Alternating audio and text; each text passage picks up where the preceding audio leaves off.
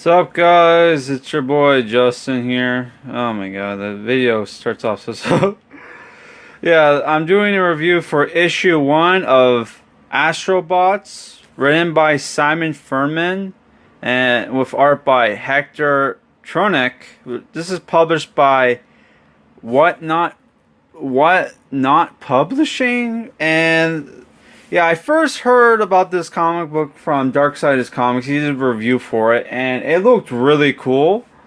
I didn't watch the video though, the whole video, because I didn't want to get spoiled. Because I'm like, oh my god, this looks so cool. Let me check it out. And I am a little disappointed in the comic book, because the comic book is basically a toy commercial. Literally, they show you an ad for the toy of the main character, I guess Apollo. And I'm not a huge fan of his design. That's the toy there. Not a fan of the design at all. Not to say the designs are necessarily bad. It's just like, yeah, this guy looks cool. He should be the main character, but he turns out he's the villain. So yeah, even like you read all this stuff, and it's basically, oh yeah, this is one toy commercial thing. They're planning on making a movie and TV show someday. So the book is basically about humanity sent robots with AI to colonize a planet, and it's the job of the robots to get the planet ready for the humans that are coming. Right? And you know, you have this guy whose name is Atlas, who's the leader of this city called what is it called? Atlas City. Oh, it's named after him.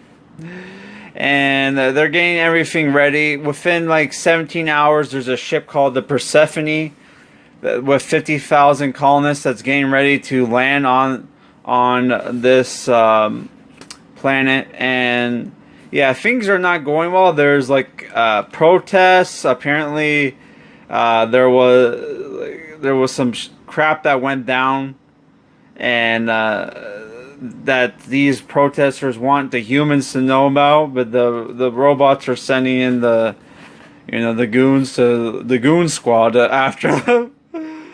Right. And while all this is going on, there's some stuff that's going on. Yeah,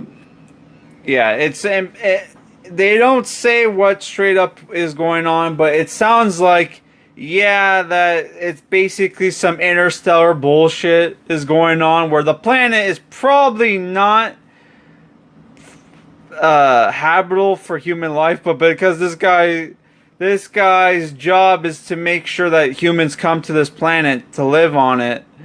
He's probably, trying to hide that fact, and is having this guy try to make a cure. That's what it looks like. I don't know if that's for sure what's going on, but that's what it sounds like is going on. And it turns out that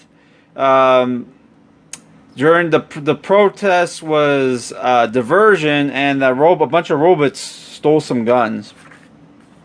And here you see the main character show up at the gates. He's a Apollo unit, which is an old type of robot that we're supposed to all deactivate, but there's one left, and his job is to tell them, hey, there's something going on at the dead zone, right? But the robots are like, the guards are like, you can't know about that. And then there's some friendly robots who may or not be good guys. Yeah. So there is some action in this book. Yeah, like, here's the cover gallery. There's the issue for second one. The cover for issue 2, which I'm supposed to be getting. Hopefully, I get. That's the cover that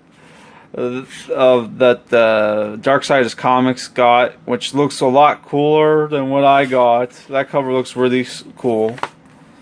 Yeah. So what did I think about this book? I don't know. I like Simon Furman. I haven't read a lot of his Transformers comics. I've only read like Primal Scream, the graphic novel, and which, for people who don't know, Simon Furman, British comic book writer who wrote 80s Transformers comics. Here's the problem I have with the comic book.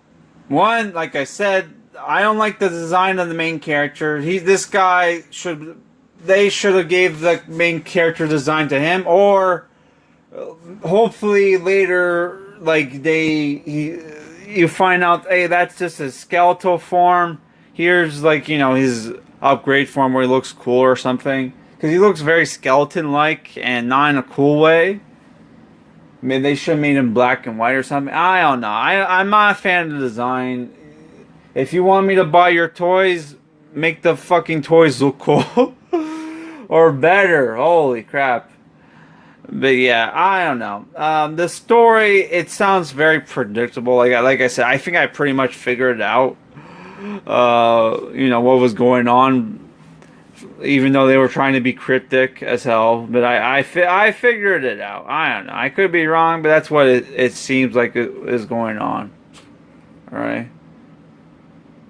They should have went for something like this. Which is this is the HeroClix of the Venom Iron Man. You know, for the robot skeleton guy, Apollo. But yeah, I don't know, man. It's not bad. It's just like the art's good, but some of the designs could have been better.